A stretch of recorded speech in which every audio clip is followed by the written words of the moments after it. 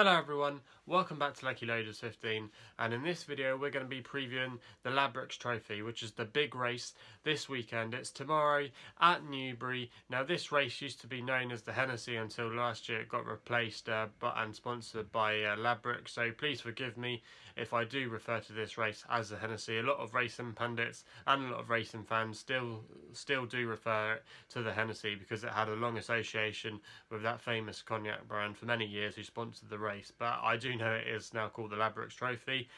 Also as well in this video I'll give you my top 3 selections for the race, and also as well I'll look at some of the horses towards the fore of the market, and I want to know your thoughts as well in the comments box below. Who do you really fancy to win the feature race this weekend? So without further ado, my number 1 selection for tomorrow in this race is Black Corton, 12 to 1 currently with bookmakers, trained by Paul Nicholls, who's got a good record in this race. The likes of Denman obviously spring to mind with this trainer in this race. Bryony Frost as well is but for the ride. She's got a very good rapport with this horse. They've had a lot of wins together, and both their careers have gone upwards, and they've helped each other out to reach even higher feats. But this horse, I think, is probably one of the better horses in the race, and if not, could be the best horse in the race. Second, recently in the Charlie Hall in his seasonal reappearance, and I think he would have won that day. You might remember Bryony Frost nearly fell off him, but recovered brilliantly to get back in the saddle and get back on the bridle again, and probably if it wasn't for that, could have been there or thereabouts and actually won the race. So that was still not a bad effort, just to finish 2 lengths down behind Definitely Red, who's a very good horse for Brian Ellison, Cotswold Chase winner, and could be a really good good horse going forward for this year. But that was a good performance in the Charlie Hall. Also as well was very progressive last season.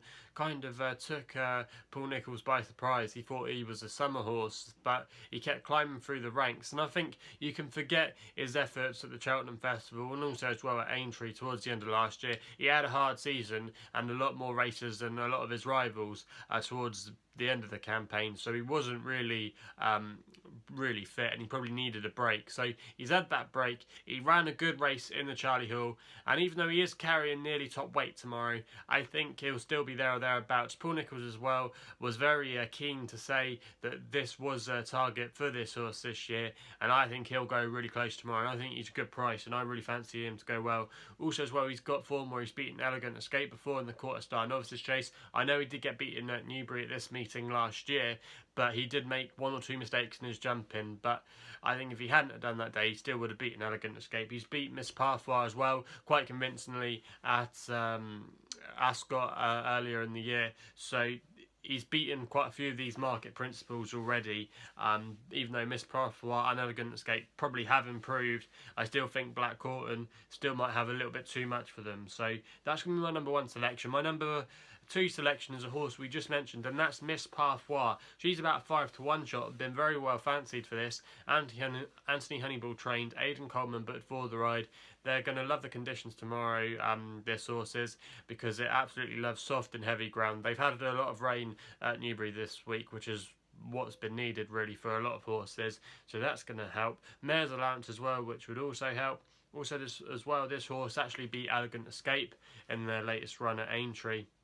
Now this horse, maybe the only concern is maybe it's been off the track for a little while, but I shouldn't be too concerned. We know it stays all day as well, and connections have been confident this could maybe even be a Gold Cup horse, or at least have an entry in the Gold Cup, and also as well could go to the Grand National. Finished 2nd at Cheltenham Festival last year in the 4 miler, so it's always been a really good improving mare.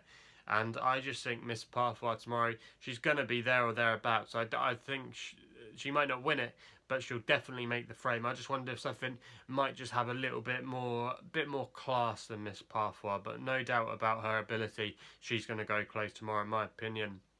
Now the 3rd horse in my top 3 is actually going to be American, who's 11 to 1 with bookmakers at the moment, trained by Harry Fry. Aidan O'Connor, his sister-in-law, who's been riding out regularly for him this year, has been doing okay. It's booked for the ride tomorrow. Noel Feely is going up to Newcastle tomorrow to ride the likes of Somerville Boy, where he's got commitments there. This horse is a bit of a not an enigma, but you don't really know what to expect with him. But he's going to like the ground tomorrow. He wants it soft, and he's got that now, which is good. Also, as well, he was favourite for this race last year. A lot of people fancied him, but he just didn't deliver. But he's quite a delicate horse. He suffers quite a lot of little injuries and little fractures and things like that. So he's never been truly race fit. But when he has been race fit, he's been impressive. And even last year, or last season I should say, in January, he finished second in the Cotswold Chase behind Definitely Red, which was a good effort. And if he's anywhere near that form, and with the £5 claim taken off tomorrow, he's going to be carrying a bit of a lower weight.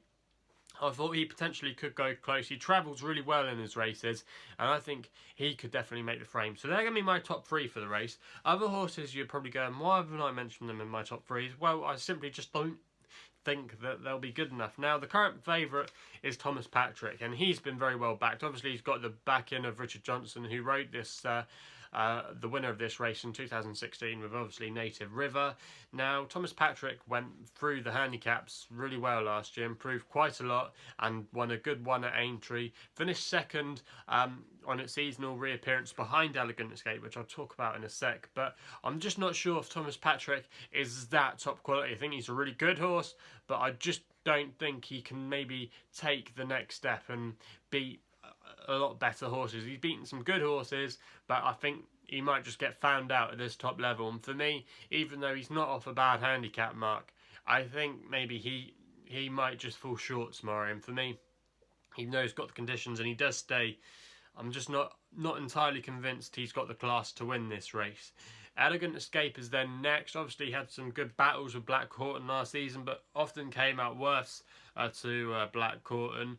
Also, as well, Elegant Escape, he did win on his seasonal reappearance, just beating Thomas Patrick. But again, I just think he's a good horse, but something I just think will come out of the woodwork that's just slightly better. Even though Elegant Escape, like I said, did beat Black Corton here at Newbury last year, only did beat him at Cheltenham, but I said those runs, like I said, with Black Corton, just forget about those at the end of last season. I think when horses are both primed up and ready to go, Black Corton is the one that's the better horse in my opinion. I could be proved wrong tomorrow, but Elegant Escape, not sure about him. I think he I've always been entirely sure about his jumping, because he did make a mistake at Sandown last time. So for me, Elegant Escape, I don't think will make the frame.